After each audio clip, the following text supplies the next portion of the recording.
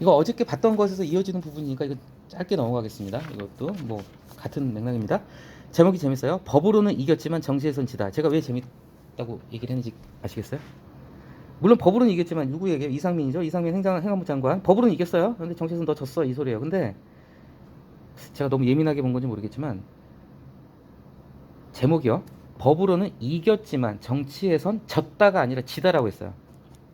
굳이 대꾸의 호응을 맞추자면 앞에서 과거형 썼으면 뒤에서도 과거형 쓰는 게 맞다고 보거든요. 엄밀히 말하면 법으로는 이겼지만 정치에선 졌어. 너 이렇게 너 졌다 이렇게 패배 선언을 한 게 아니라 지다라는 약간 현재형의 뜻을 가지는 동사 원형이라고 해야 될까 이런 걸. 예. 정치에선 지다. 약간 현재형의 뉘앙스를 갖다 넣은 거예요. 너 계속 질 거야 그 소리예요 이게. 정치에서 너 계속 질 거야. 그런 부분 나옵니다. 앞으로 너 정치적으로 맨날 타격 받을 거다 그 얘기한 거예요. 그래서 첫 번째 달력에서 이주영 저도 이거 굉장히 기억이 납니다. 제가 이때 진도 팽목항에 세월호 사태 때 진도 팽목항에 한번 찾아봐야 되겠어요. 누가 오래 있었나. 제가 알기로는 손석희 앵커하고 이주영 앵커하고 거의 비슷비슷할 것 같아요. 굉장히 오래 계셨죠. 이때 실제 이분이 처음에는 당연히 유족들이 얼마나 격앙됐겠어요. 정말 뭐돌 던지고 계란 던지려고 했겠죠. 근데 사실 이분은 장관으로서는 책임질 입장 아니에요. 한 달 됐어요. 한 달이면요. 찾아오는 손님들하고 차 마시느라고 한 달 갑니다. 그냥. 인사 다니려고 한 달 지나가요. 엄청 못해요 한 달. 근데 이분의 태도에 있어서 이제 유족들이 결국은 인정을 했다는 거죠.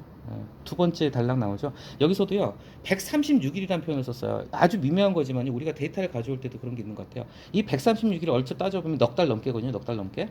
넉 달 넘게라는 표현을 쓴 것보다 136이라는 숫자 세 자리 숫자를 써버리는 게 좀 더 와닿는 게 느낌이 다르잖아요.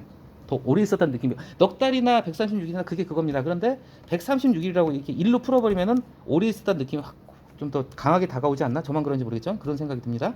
팽목항을 지켰다. 그래서 나중에는 뭐 머리 기억나요? 뉴스에 진짜 그러고 나왔어요. 진정성을 보여주는 쇼라. 저는 이런 말이 좋습니다. 쇼라고 해도 좋다 이거죠. 어제도 제가 말씀드렸던 거예요. 쇼라고 해도 좋아. 제발 쇼라도 해라 좀. 어제 사실 그랬잖아요. 제발 쇼라도 좀 하라. 그리고 이것도 좀 수긍이 갑니다. 실권자가 해양수산부 장관이잖아. 그 수장이 그 현장에 상주하는 게요. 처음에 하루 이틀은요, 진짜 그 옆에서 그 뭐 진도시청 공무원들이랄지 아니면 해양수산부 관계자, 어쨌든 구조 작업을 담당하는 공무원들 입장에서 처음에는 되게 피곤할 거예요. 왜냐면 이분 저녁은 뭘 챙겨드릴까, 잠자리는 어떻게 해야 될까 고민하겠죠. 근데 이거 맞는 것 같아요. 제가 생각에는 136이 있었잖아요. 그 계속 있으면요 굉장히 든든합니다. 또 어떻게 보면은 또 수월해지죠. 장관이 바로바로 지시하고 바로바로 보고를 받고 하니까 보고 체계도 간편해지고 더 수월해지겠죠. 그거 자체로 힘이자 위로. 그래서 나중에 유족들이 여기는 안 나와 있는데요. 나중에 세월호 사태가 좀 장기화됐죠. 몇 달 지나가서 사표를 내려고 했을 때요. 유족들이 유임을 요청했어요. 계속 있어달라고. 사태 수습 끝날 때까지는 장관직 계셔달라고 그랬어요. 그래서 이분은 솔직히 이분도 제가 찾아보니까 다른 부분에 있어서는 정치적인 부분은 약간의 구설도 좀 있고 문제는 있었지만 적어도 이것만 놓고 본다면 굉장히 어떤 모범적인 고위공직자의 모습을 제대로 보여주지 않았나. 그래서 마지막에 예나 지금이나 두 번째 달라 그에게 세월호 책임 물어는 분사 아무도 없어요. 해양수산부 장관이었는데도 결국은 이제 연말엔가 어느 정도 사태 수습되고 이제 사표 내고 수리가 된 걸로는 알고 있습니다. 그렇죠? 어쨌건 간에 자, 이 다음 달락 제가 뽑은 이유 중에 하나인데 어제랑 연결되죠. 그 오바마 바로 전 대통령이에요. 이 사람 아들 조지 부시예요. 조지 부시 대통령이 부자인 건 아시죠? 아버지 조지 부시가 있었고 아들 조지 부시가 있었어요. 아들 조지 부시가 오바마랑 붙었나? 붙은 모르겠어요. 그러니까 아니 어쨌든 오바마 전 대통령인데 부시가 이 뭐였지 하고 찾아봤어요. 이게 뭐냐면은 안에 전용기 안에서 이게 그 비행기 조그만 창문 이렇게 밖에 내다본 사진이었어요. 예, 사진만 봐도 좀 그렇다고요. 시찰하고 있는 사진을 갖다가 띄운 거죠.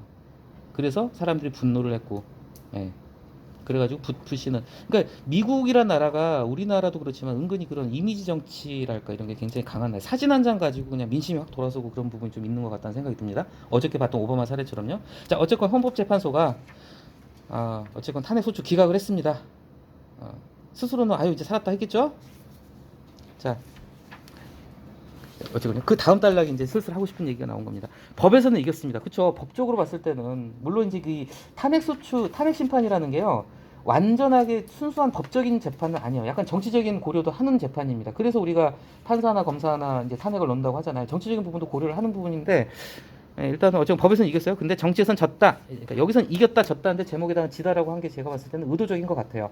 정치에선 졌다가 아니라 지다. 너 앞으로 계속 질 거야 그 소리예요. 동사 원형을 쓴 게. 만약에 책임지고 사의를 표명했다면 그 자체로 정치적 면죄부가 됐을 거예요. 맞죠? 사표 표명하면은 저 개인적인 생각은 그렇습니다. 이런 큰 사고 터지면 무조건 내려와야 돼요, 무조건. 그러라고 장관 하는 겁니다. 예. 괜히 장관이 아니에요. 그 영광스러운 자리에 올리는 이유는요, 언제든지 내려올 각오하라는 뜻에서 올리는 겁니다. 정치적인 책임을 져야 되니까. 만약에 이때 그냥 아 그래 내려가버리면요 야당이 멋쓰게지는 거예요. 야당은 솔직히 얘 내려올 거라는 생각 안 합니다. 기대 안 해요. 그냥 일단 더 사퇴하라. 근데 알아서 사퇴할게 내려오면은 야당 입장에서 얼마나 멋쓰가겠어요. 그러면 야당이 오히려 불리한 입장이 될 수도 있겠죠. 그런데 그는 회피를 하고 결국은 탄핵 심판까지 가고 기각 결정을 받았어요. 그래서 너 앞으로 계속 질 거야 제목이 이게 한국일보입니다. 한국일보 좀 젊은 필자가 써서 좀 약간 조금 진보적인 색채가 들어가 있는 것 같은데 자 앞으로 계속 질 거야. 무슨 소리냐? 앞으로 어떤 사고가 나든 너는 계속 책임론이 따라 붙을 것이다. 그 얘기를 한 거죠. 자, 이 네 번째 단락인가요? 하나, 둘, 셋, 다섯 번째 단락이 상당히 좀 어떻게 보면 핵심 단락입니다. 제대로 짚었어요. 법률가 출신 정치인들은 세상을 법적 잣대로 판단하는 경향이 있다. 대표적으로 누구죠? 법률가 출신 정치인? 대통령입니다. 지금 대통령도 검사 출신이에요. 그러니까 이게 특히 법조인 출신 정치인들한테 이렇게 좀 약간 비판이 갈 수 있는 부분이 이런 거예요. 약간 좀 지나치게 경직된 법적 잣대로만 판단을. 왜냐면은 일평생을 갖다 그 일만 했던 사람들이기 때문에 사고방식 자체가 굳어져 있는 게 있을 수 있다고 봅니다. 근데 이 다음 그림 명문장이에요. 정치라는 것은 법보다 큰 영역이라는 거죠. 법은 정치의 일부일 뿐이다.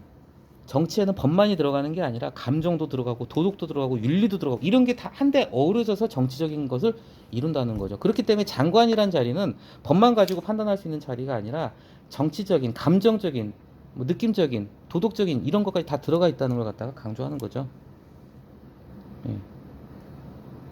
그 누구도 그에게 법적 책임, 이태원 3사 터지고 났을 때 감옥 가라고 한 거 아니었단 말이죠. 그냥 정치적 도의적 책임을 지라고 해서 내려오라고 그랬는데 어쨌건 버텼고 신뢰를 잃었죠.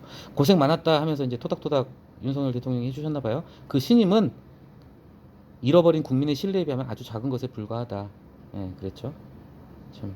마지막 단락은 또 보란 듯이 충남 수해 현장으로 향했다. 그런데 그렇게 쇼하는 거 이태원 참사를 제대로 매듭짓지 않고 이루어지는 그 행보는 모래 위에 쌓은 성이 될 가능성이 있다. 모래 위에 쌓은 성. 그렇죠. 어제 그분이었죠. 어제 택시 타면 20분 거리인데 저 일산 사는 기사가 오느라고 기다리다가 관용차 타고 가느라고 100분 걸려서 도착하시는 부분. 여기까지 하겠습니다.